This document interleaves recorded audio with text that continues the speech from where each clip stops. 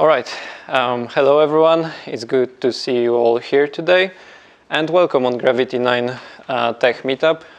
Today's topic is React, Vue, and Angular change detection magic explained. And as it suggests, we will be talking about the change detection mechanism in each of those frameworks. But before we jump into the technical details of each framework, I would like to introduce myself briefly, so you know who is speaking to you today. And I am Mateusz Kłosiński. I am a lead software engineer at Gravity 9. I'm mostly working with .NET and Angular for about 8 years now. In Gravity 9, I'm also a technical interviewer, so I'm helping with the recruitment of new people to our company.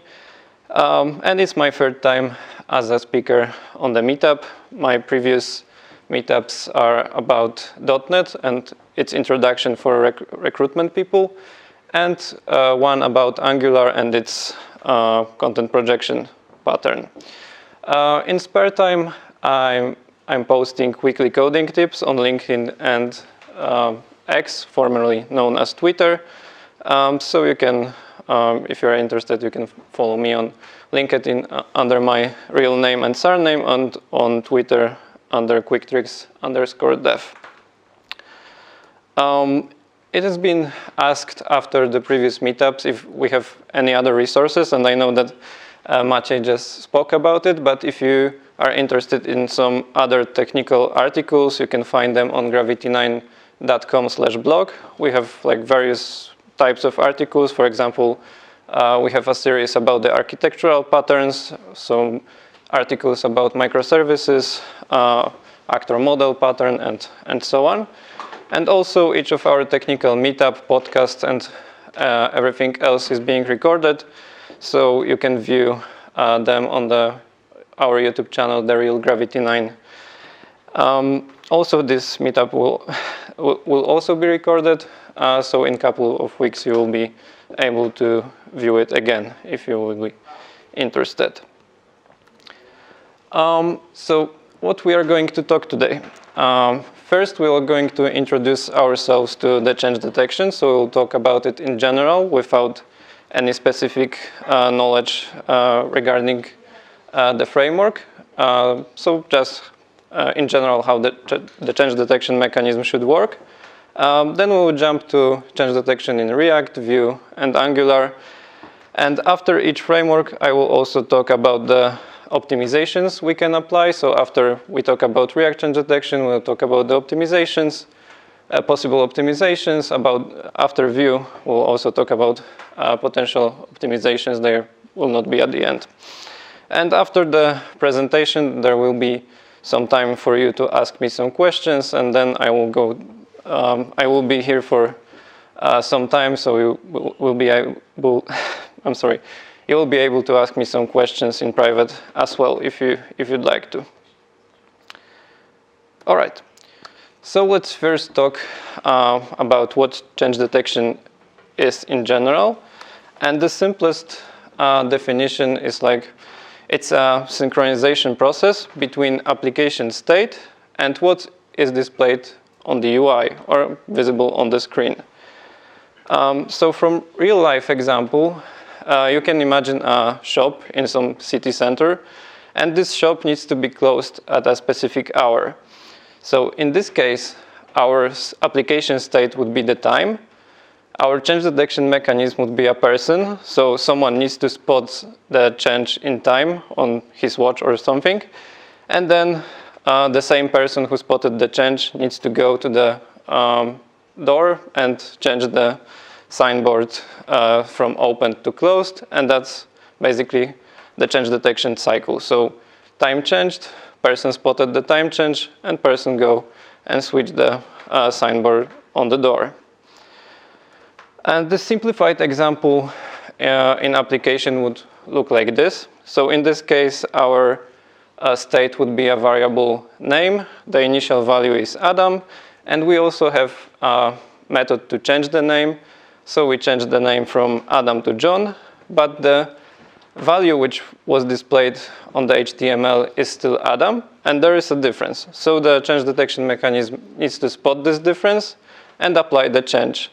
So the final result would be the div element with the value of John after the change detection cycle is finished. Okay, and as you probably expect, all of those frameworks that we are going to talk about today are implementing this change detection mechanism. They are doing it in its own unique way. There are some similarities, there are some differences, and we're going to talk about it in a minute. So the first framework that we are going to talk about is React. And we will begin with trigger. And for each of those frameworks, we will always begin with a trigger. So basically, we want to know what we need to do as a programmer to invoke the change detection. And in React, it's a component state. So whenever you change state in a component, the change detection is triggered.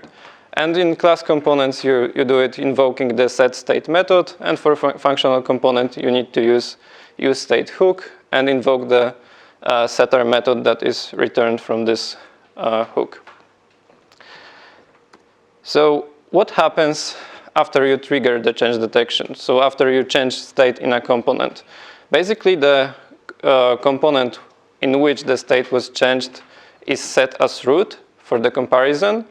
And it will be re-rendered, and all of its children components will be re-rendered as well. And you can see this on this diagram.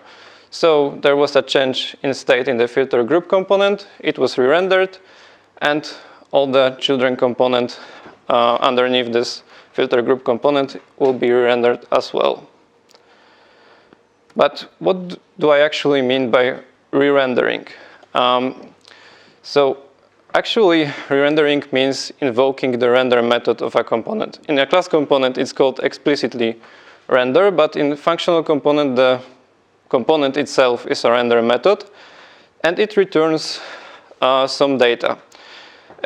In React, it's called React element, and basically it's a simple JavaScript object that is a lightweight representation of a native DOM element.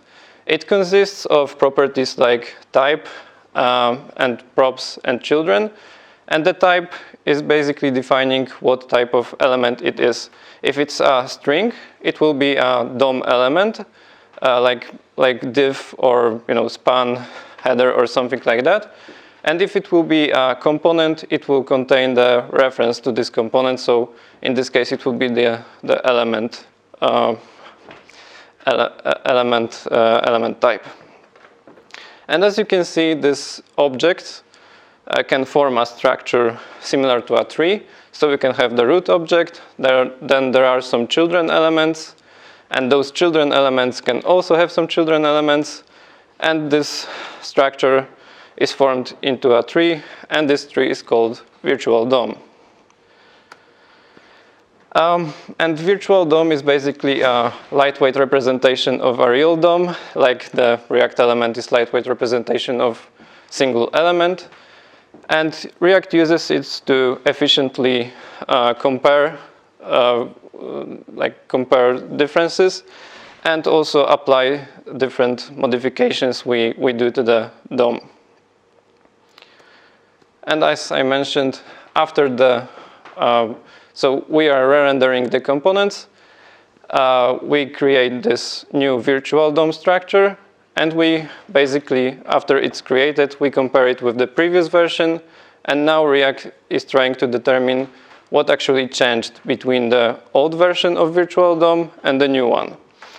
And it's doing it using the diffing algorithm, which React shares on their documentation. And basically, when the diffing starts, there are three cases that can happen.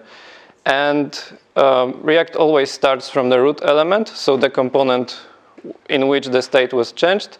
And we can have, like I said, three scenarios. So the root elements can be of different types, then can be of the same types, and they are DOM elements, like two divs. And they can be of the same two types and of the same types, and they are component types. So let's start with the first scenario when those two elements are of different types. So for example, our root element was section at the beginning, and after the change it started to be a div.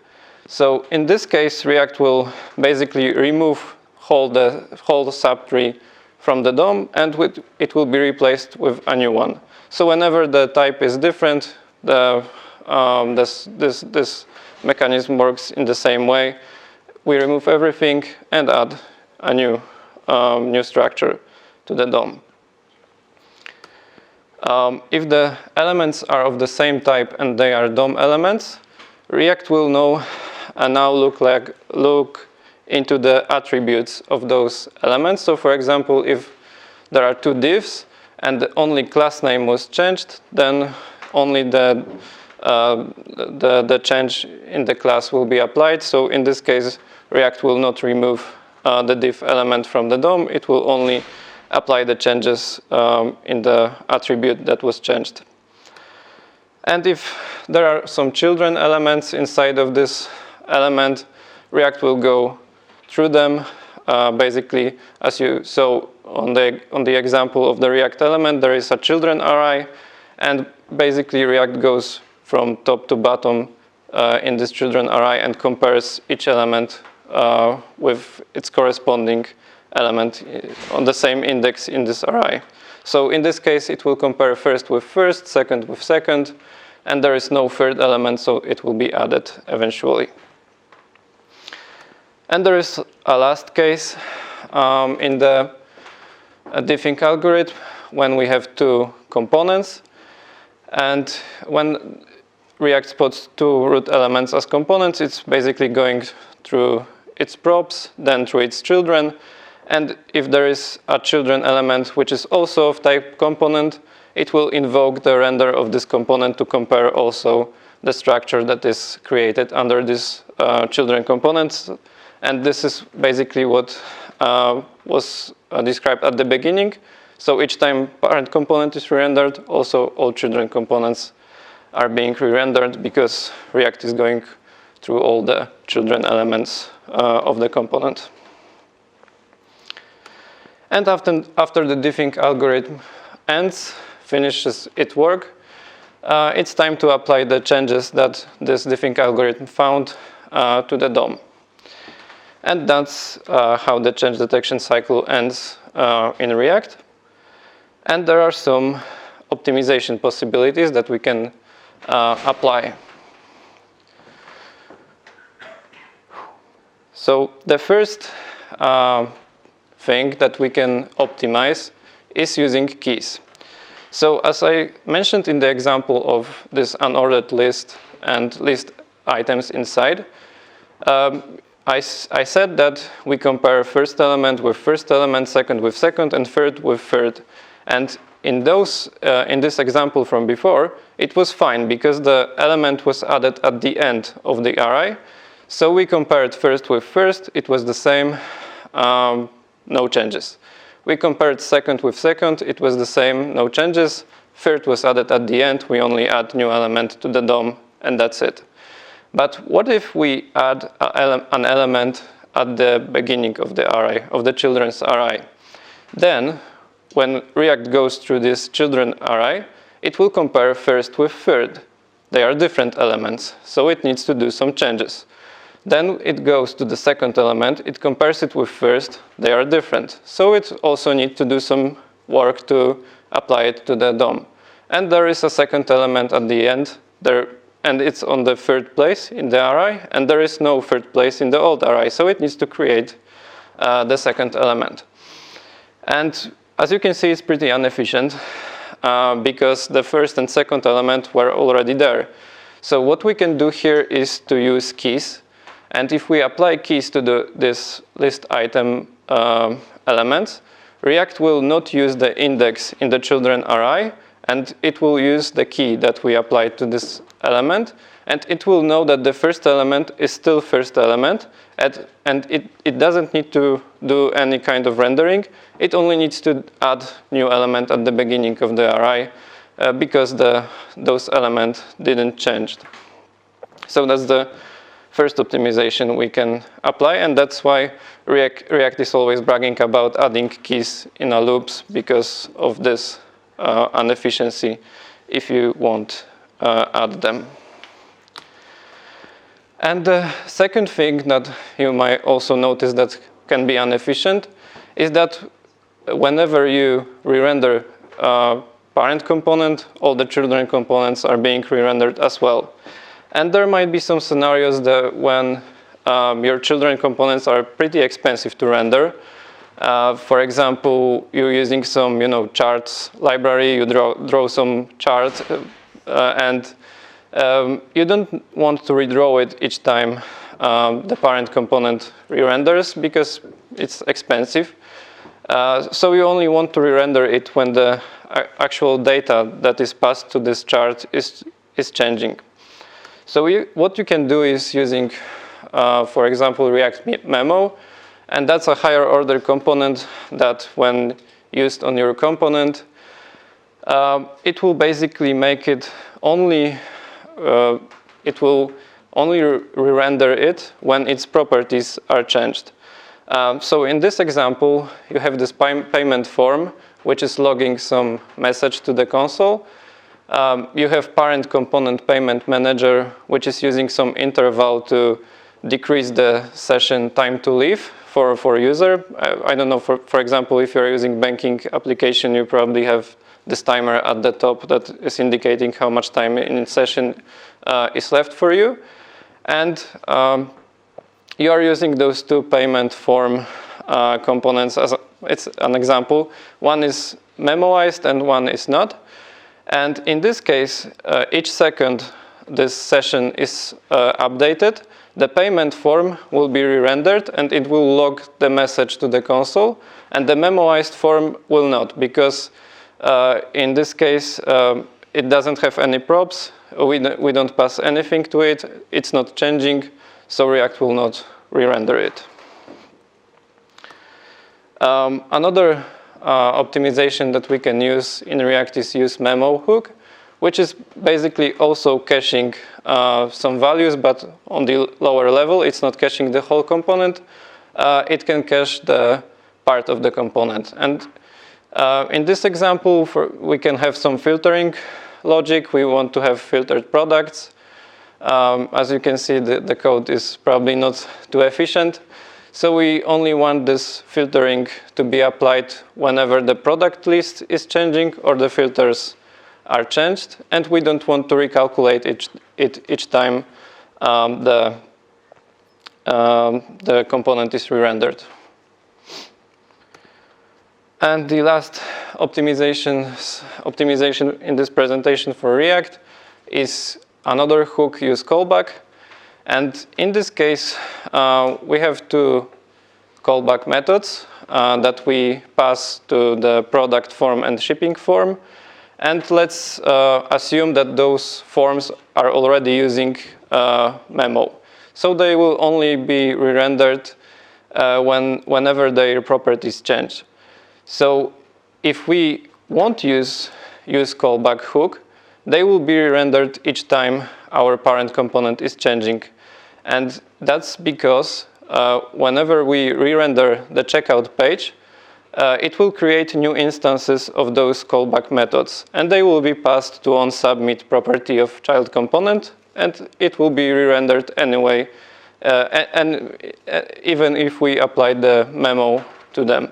So to overcome this limitation, we can use callback hook, and basically we tell React to cache our function instance for this component and pass this cached value to our children components, and not re-render them each time the parent component is re-rendering.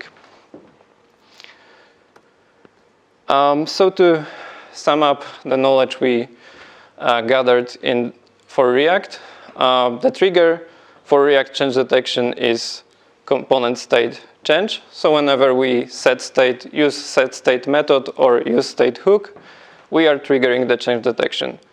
React is using virtual DOM to track the changes which we apply to different elements, and it's using it also to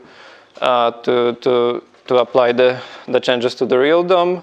Optimizations we can apply is mostly using keys and some of the memoization techniques that we talked about.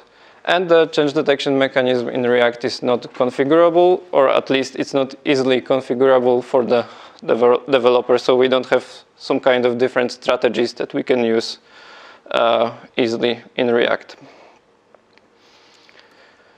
Okay, so let's now talk about the view. And again, we'll start with the trigger. So in Vue, the trigger for change detection is also manual, so you need to actually do something, but it's a little bit more hidden from the developer. So you don't have to invoke any method like set something or basically you don't have to invoke any method. And the trigger in Vue is based on the reactive properties that you define for your component. And what is a reactive property? So in Options API, it will be any field that you return from the data in your component. So in this case, the message field would be the reactive property. And how the reactive properties work, basically what happens when you define this message field here. So Vue is wrapping this field with a reference object, which has one property with explicitly defined getters and setters. And now Vue is adding some code in between getting this value and after setting this value. And why is it doing that? Because whenever you read this reactive property, Vue will know about it, and it can now build some kind of dependency tree, so it knows where your property is being used. And when you set value to this property, Vue also knows about it, and it can trigger the change detection mechanism whenever this property is set. And let's see how it looks on the diagram. So similarly to the React, let's say the list component had some change. We changed our reactive property in this list component, and this property was passed as a property to the element component. So because Vue is tracking dependencies, it knows that the change was only in the list component and in the element component because some property was passed to it from the list component, but other components are not affected by it. So in the result, Vue will only re-render those two components. So it's already a little bit more efficient than we seen in React by default, at least. Okay, so like in the React, what I actually mean by re-rendering. In case of Vue, as if you worked with it, you probably know that by default, Vue is using templates, and React has this render method that is returning some elements, but templates are used in Vue only by default, and actually you can write render function yourself in Vue. Similarly, it's written in React, and it's by default using this hyperscript language, and it's imported like this H letter, and it's also described the elements that should be rendered for this component. And fun fact is that you can even use JSX here, like in React. It's compiled and behaves a little bit differently, but you can use JSX here. You can write render function, and actually underneath, Vue is compiling your templates to this render function form. And then this render function form, as you probably expect from the right side of the slide, it's being compiled to the simple JavaScript object called vnode, and this vnode also contains properties like type, props, and children. And you also probably expect how it's going to end up, because those vnodes are used to create a structure called virtual DOM, and this virtual DOM After it's created, it's compared with the old version of virtual DOM, and eventually the changes are being applied to the real DOM. So pretty similar scenario as it was in the React case. But as there is a compilation step between having a template and having a render function, Vue can provide some hints for the runtime. So it can apply the changes and do the comparisons between those virtual DOM trees a little bit more efficiently. So one of those hints is, for example, it can know that some parts of your template are static. So when Vue spots, while analyzing and compiling your template, that some parts of it are static, it's going to cache it. So it will tell the runtime, look, this part of the template is static, it won't change in any time, so you can just cache it and reuse during comparisons and applying the changes to the DOM. Also, Vue is leaving flags called patch flags, and they are also hints for the runtime. So for example, look, this div has only class binding, and it doesn't do anything else. So it doesn't have any children, like this last div element. So what benefit it gives is that when the runtime is doing some comparisons, it doesn't have to do any other comparison than the ones that are defined in the patch flags. So for example, when it's analyzing this div with only class binding, it will only check if this class binding has changed or not, and it will skip any other comparisons. So that's one of the optimizations that Vue is applying as well. And the last optimizations that is mentioned in the Vue documentation is that it can also make the tree more flat. So if it spots any cached, any static elements in your template and so on, it can remove them. Remove them from the tree, make it smaller, so it doesn't have to analyze that much element, and it's more efficient in the end. And here is the visualization of the whole process. So as I mentioned, the template is being compiled into render function. This render function returns a virtual DOM, and this virtual DOM is mounted to the actual DOM. Whenever there is a change in a component reactive state, we invoke the render function, we create new virtual DOM, and we apply the changes to the actual DOM. All right, so we know how it works in Vue. So we can now talk about some optimizations we can apply to the Vue change detection or rendering mechanism. So as I mentioned, Vue by default is tracking the dependencies, and it will only re-render the children components only if their properties were changed. But you can do something called unstable properties, like in this example, and you can do it in all frameworks, but in Vue they are because it's applying those performance improvements, and it will only react to the property change. They are explicitly talk about these properties to be stable. So you can have those list items, for example, 10 list items, and if you are passing the active ID to each of those children, you will re-render them each time this active ID change, because it's passed to all the children, and it will change each time their active ID is changed. But if you will pass only the active property and calculate it in the parent component, you will only pass the changed property only to 2 list items, because one of the items will become active, so it will change from false to true, and one item will stop being active, and it will be changed from true to false, and all other list items will be not changed. So that's what is called property stability in Vue. Vue also offers some directives to cache the parts of your template.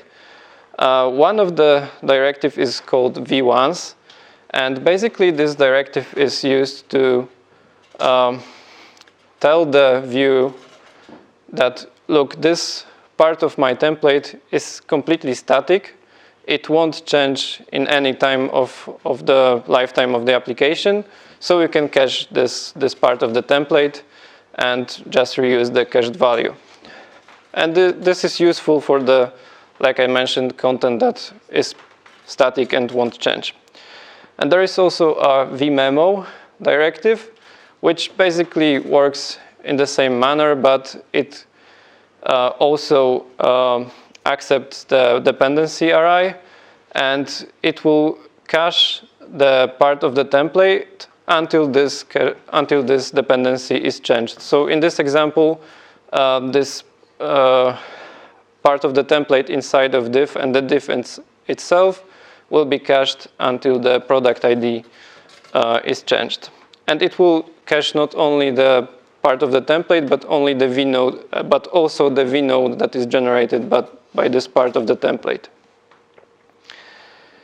And the last optimization in Vue that we can apply is using computed properties. So in this example, we have this reactive property number, and we want to display the square, computed square of this number. And we can do it in two ways. We can declare a method to calculate the square, and we can declare the computed property. And the result will be basically the same, because they will both render the 25 value on the screen.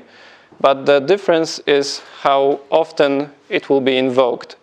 So the method will be invoked on each re-render of the component, so it will be recalculated each time we are re-rendering component. And the computed property will be recalculated only if one of its dependencies change. And in this example, there is only one dependency, the reactive property number. So the computed property value will be the same, not recalculated until the number is changed. So if we change number to 6, it will also recalculate the square. All right, so let's do the quick summary of what we already know about the change detection in both React and Vue. So as you probably noticed, there are some big similarities between them. They basically both use the virtual DOM. They are comparing the two versions of virtual DOM, and that's how they calculate the differences that should be applied to the real DOM. The optimizations that you can apply to both of them are pretty much similar. You can base your optimizations on some kind of caching in the template or inside your component. And they are both not much configurable, so you cannot easily change the behavior of this change detection mechanism. The only but quite big difference is how the change detection is triggered. So in case of React, we have this state inside component and invoking set state method. And in Vue, we have this whole mechanism of tracking dependencies, and whenever user is setting, programmer is setting the reactive properties, Vue knows about it. So it's quite smart and interesting that Vue is built mechanism like this using only plain JavaScript features. And last but not least, we came to Angular. And let's now see how change detection is implemented here. Okay, and the trigger for Angular's change detection is different from the previous ones, because in this case, the trigger is automatic. So you don't invoke any specific method. It's not tracking the dependencies like in Vue, but how it's automatic. Basically, Angular is using a library called zone.js, which is patching browser objects like XML, HTTP request, set timeout, and event listeners. So it knows each time you invoked set timeout, each time the set timeout has ended, and invoke the code inside of it. It knows when you send a request to the backend. It knows when the response came and when you handled the response. It knows each time there is a click event in the browser and when you handled this click event. So basically, it knows whenever something important and asynchronous is happening inside of the browser. So let's take a look at the scenario that where something changed in a component in Angular and how it behaves. So basically, let's imagine that in filter component at the bottom there was some event, and now Angular needs to determine if this event should mark component as dirty or not, and if it's dirty. If the result is that component should be dirty, it's marking this component as dirty. And then it goes to the ancestor of this component. It's also marking it as dirty until it reaches the root component, and it also marks it as dirty. So basically, when component can be marked as dirty in Angular, there are 3 cases for that. And component can be marked as dirty when its input value is changed, when output from child component emitted some value and we listen to it in the parent component, and when there is some browser event happening inside our template. For example, some button was clicked or something like this, or a key down. So what happens after? We marked component and its ancestors as dirty, and that's not how the change detection is triggered. Basically, let's say that this event was a click event. It marked component as dirty, but also underneath it notified zone.js that there was some click in the browser. And now zone.js is waiting until handling of this event is finished. So it's waiting for our handler action to complete, and also the Angular to mark all the component as dirty. And when all the work is finished, zone.js is emitting a value in the observable code on microtask empty, notifying Angular that there is no work in the background and you can now trigger the change detection. And what happens when the change detection is triggered? Basically, by default, Angular is not looking at these dirty flags in any way. It's just going from the top and it's checking all the bindings in all components from the top to bottom. And if there is a change in the binding, it applies it to the DOM, and then it goes to the children components and also is checking the bindings and applying changes to the DOM. So by default, all components in your applications are being checked. But what are the bindings actually that I just mentioned?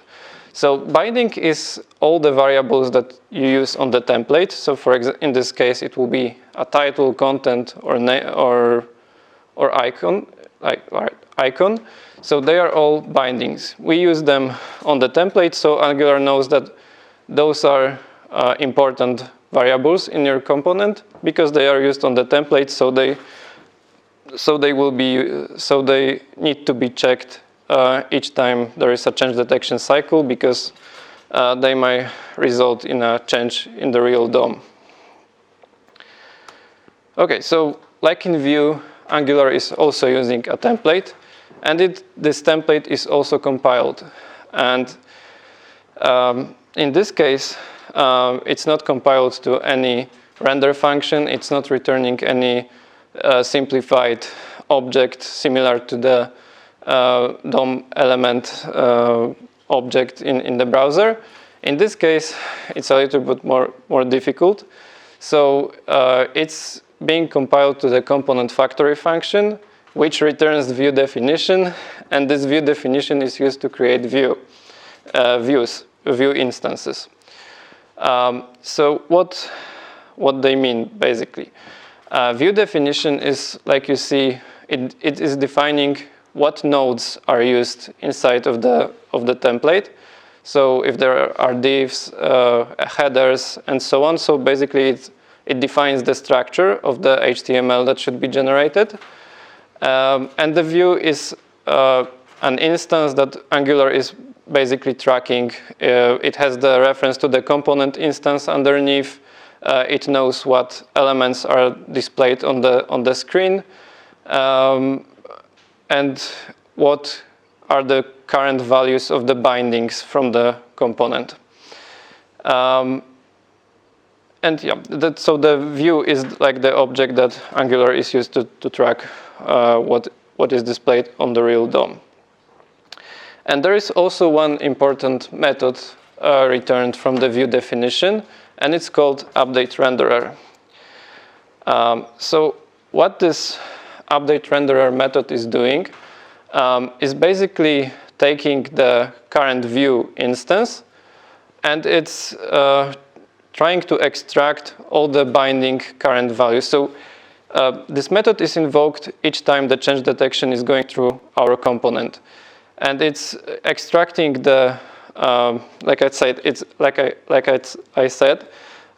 extracting the current values of bindings, and on the view instance we have the old values. So after it extracts the current value from a component, it's invoking this check and update function, and it's comparing the new value from component instance to the old value that is currently displayed on the view. And if there is a change, it will apply it immediately to the DOM. And if it's not, it's skipped, and it's going to the another binding in this component. So in the case of this template, you can see that there are 3 bindings. So there will be also in the update renderer function 3 checks for the title, content, and the icon. And we are now done with the change detection in Angular. That's how it works. And now let's see what optimizations we can apply to the change detection in Angular. So as you probably noticed, in Angular, by default, the change detection is pretty inefficient, because even though we are doing some dirty, we're marking some components as dirty, we don't actually use this information. And it can be changed by applying different change detection strategy. So we can apply the on-push change detection strategy. It's set on the component level in the decorator. You can set the change detection strategy to on-push, and then the dirty flag will be taken into consideration by the change detection mechanism. So let's review this scenario again. But in this case, we protected list component on the left with the on-push strategy. It's indicated by this blue shield icon. So again, on the right side, we have some event. We mark the component as dirty, and now Zone.js will run the change detection. And as you can see, now only the root component and the components on the right were actually checked, and they were updated if there were some changes. And on the left, we didn't check any of the components. And that's because they weren't marked as dirty. So the parent component was protected by on-push strategy. It wasn't dirty, so it wasn't checked. And the same thing applies to the children of this component. So if there was a case that this component would have events like some change, then this side of the tree will be checked, and also this side of the tree, because on this side we'll have dirty flags as well, and this right side is not protected, so it's checked by default.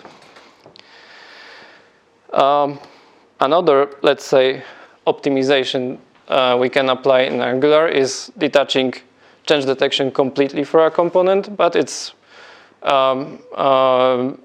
can, in some cases, it can be useful, but from my experience, I didn't ever see a need to completely detach a component from change detection.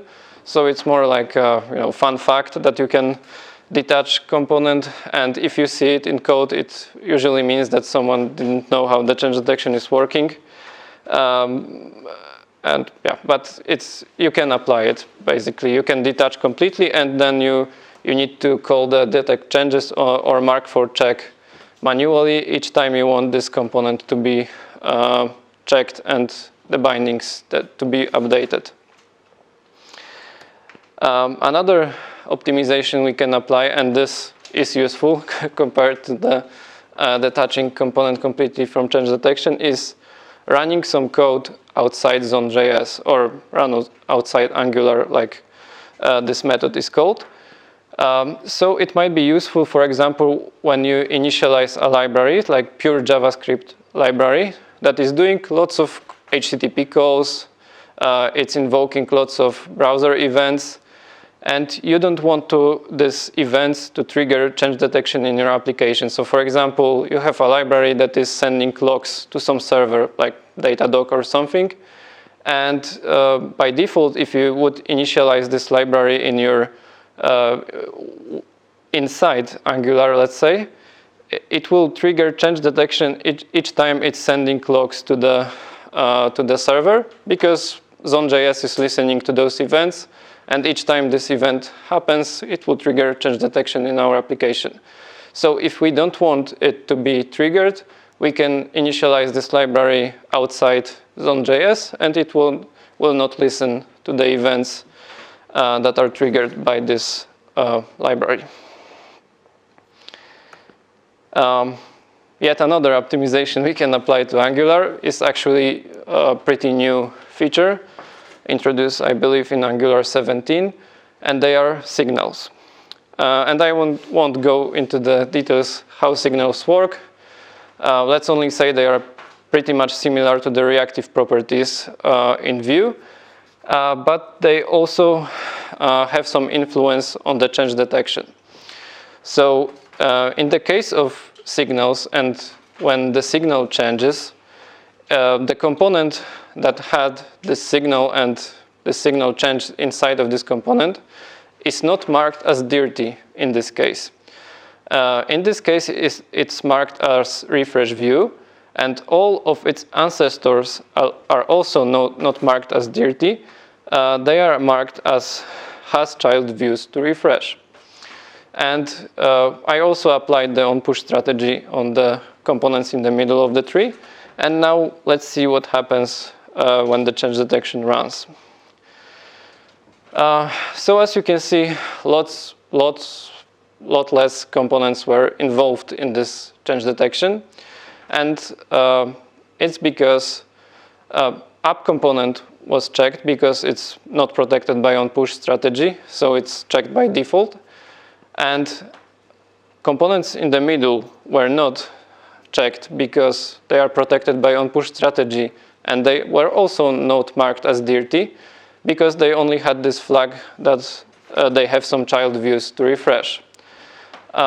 Components on the left, on the same bottom, they also were protected by onPush strategy, and on the right, the only component that was checked was the one that had the signal change, because it was marked as refresh view, and that's basically what signals are doing in case of change detection.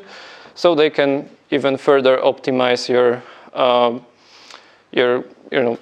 checking tree, like checking component tree. Like the first optimization is using onPush. It can erase some part of the tree from this change detection mechanism. And the second optimization is using signals because it can only trigger single components.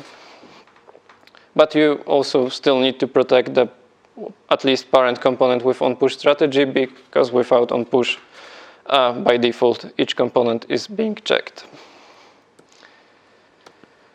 And the last optimization that you can apply is using pipes. Basically, it's similar optimization that we saw in Vue when we were using computed properties. And in the case of pipes, it's pretty much the same, because when you use pipe, it will only change its value when the dependencies of this pipe are changed. So in this case, the data for to render the cities will be only changed when the column filter change, or filter prop name change, or city filter change. So pipes are basically caching the values until its dependencies are changed. And all right, we are almost finished. So let's sum up the knowledge we gathered for the change detection in different frameworks. So as we already spoke, virtual DOM is the similarity between Vue and React, and it's not the case in Angular. Angular is not using virtual DOM. The trigger for the change detection is different in all of those frameworks, or maybe 2 frameworks and 1 library to be specific. And in React we have this useState method. In Vue we have reactive properties, and in Angular we have zone.js. Optimizations that we can apply are pretty much similar in all of those frameworks. They are using some cached values and so on. But in Angular, we also have configuration options. So we can, by default, it's checking all the tree. When we use on-push strategy, we can not check some parts of the tree. We can detach component completely if we want to. We can use signals now, so we can even further optimize the amount of components that is being checked. And we can also run some code outside zone.js to also improve the performance. And that's basically all I wanted to share with you today. If you have any questions, it's now the good time to ask them, but I will also, like I mentioned at the beginning, I will be hanging around here, so you can also ask some questions in more private, let's say, scenario. And yeah, thank you for your attention, and if you have any questions, please ask.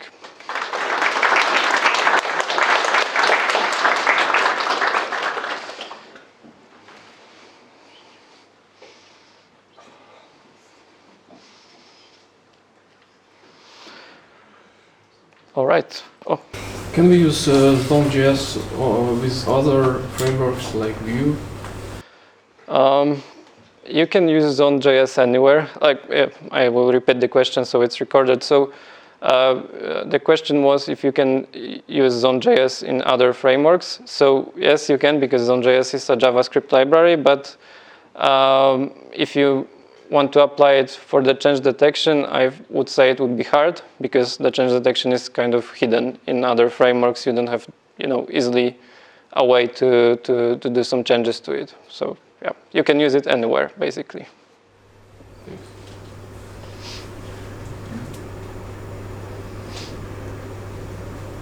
Which framework is the best for building the application? Which framework is the best for building applications? That's the question that I imagined might appear. And there is no easy answer for that. Well, the easy answer is it depends. So basically, what kind of people you have in your project, if they are experienced in React, Vue, or Angular, if the project requires some specific library that is only used inside of this one framework. There are lots of variables, and it's not that easy to answer this question, so I wouldn't. I have one. So it means like Angular is slow, less performant out of the box, and needs some configuration because of the checking of all the components? If the Angular is less performant and it's those optimizations. So Let's say for up to Angular 16, there was a page that you could use to check the performance of each library. They were doing some benchmarks. And if I remember correctly, Angular by default was slower than other frameworks, but I don't know what is the current state, because apart from the change detection mechanism, they were also doing some other optimizations, like React, for example, had these fibers and so on. And Angular also had this, it was called incremental DOM or something like this. So I don't know what is the current state, but probably looking at the tree and checking all the components might not be efficient. So yeah, but I'm not sure at this point if it's slower or not. Are there any other change detection strategies in Angular than the on-push? No. In Angular, you have only default change detection strategy, which is applied by default. You have on-push change detection strategy, and you can detach change detection completely, but it's not a strategy that you can use.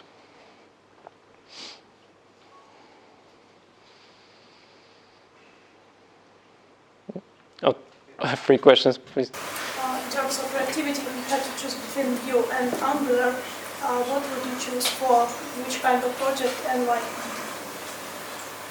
If I would have to choose between Vue and Angular, and why? In terms of reactivity strictly, and for which kind of projects?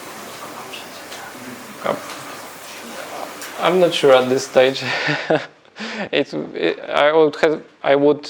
I need to have more specifics of the project, what people we have, or if we hire people from the scratch, because right now I think the most popular framework or library is React. And if I would have to hire people from scratch, I don't have any people in the company, probably I would choose React because of this reason. It's probably the easiest to find people for this framework. But you asked about Vue and Angular, so yeah, I think Angular is the most complicated one. It has lots of features out of the box. It comes with routing, it comes with forms, which usually in case of Vue and React, you have to use some external libraries to have similar capabilities. I don't know how to answer this question, to be honest. Which is better? Which would I use? Yeah, it depends. Like in the case of which is better.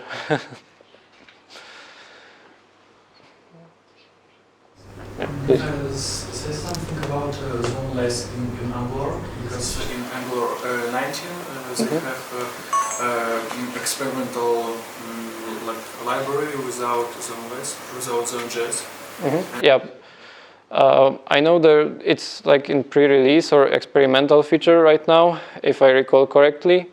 I don't get into the details of how it works, but from what I read, it's mostly about the signals, and they want to use only signals for change detection. So yeah, I know there are some experiments on it, but I don't know much details about how it works. I know that because now when you are using signals, you are still using Zone.js, and you still have to apply this on-push strategy to have like the most performant code in Angular.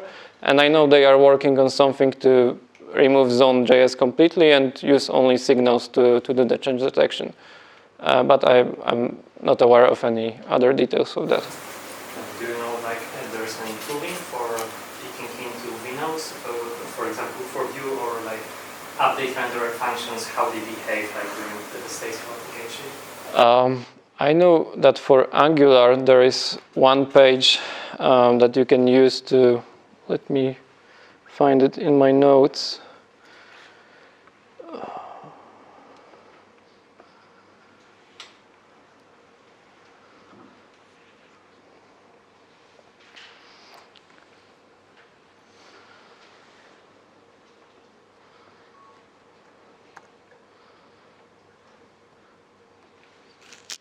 I can give you a link for this, but basically on this page you can play with the change detection strategies. You can apply different strategies. You can invoke different events in these components, and when you trigger them, you can see how change detection is behaving. But I only found such a thing for Angular. Yeah, but do you like plug in your application within it and it's on it, or how is it? No. It's like, by default, it's only you cannot connect your application with it. It's like hard coded in this state.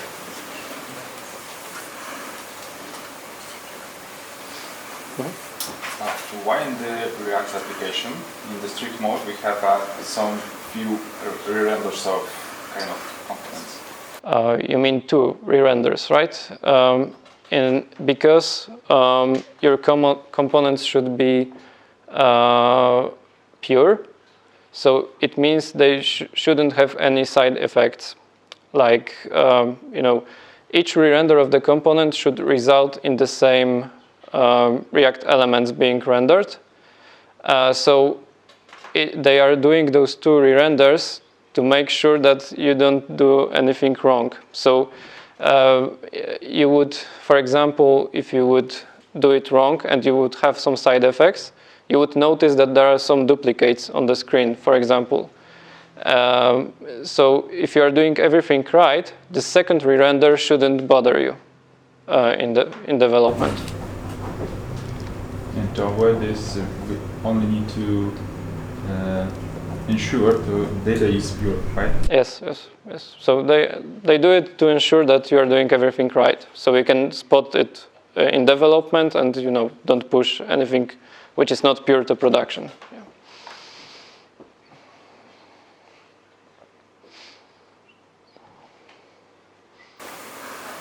So after code is pushed to production, the 2 renders are removed? If I recall correctly, yes, it's not being re-rendered twice in production. Okay, thank you then once again.